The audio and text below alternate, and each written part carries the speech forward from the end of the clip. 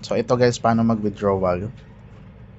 So basic lang, punta lang kayo sa profile, tapos click withdraw. Ayan, pwede ko ma-withdraw yan. Example ayan, continue.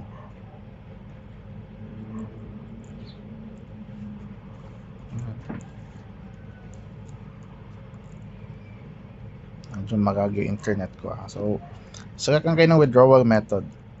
Usually kung kita nyo, halos meron andyan lahat ng banks.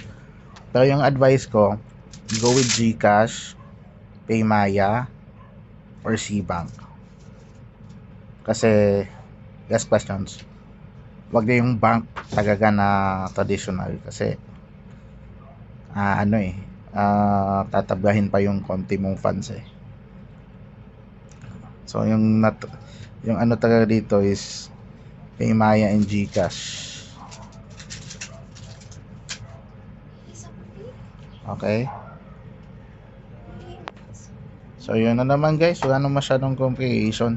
GCash usually hours lang, usually din instant, pero so far ang pinakamabilis lang sa akin is yung Cbank kasi parang 10 to 20 seconds lang eh, diba? Pwede mag-withdraw kahit 5 ata yung minimum, let's say 3, may nakatry din ng $3 eh, so pwede mag-withdraw, diba?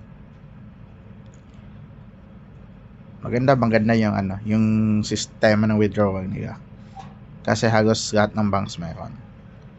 Max withdrawal pwede hanggang I think 10 million USD per day. So ganun ka-liquid yung Vantage. Pero syempre hindi ka naman maa-am ganon sa mga big funds.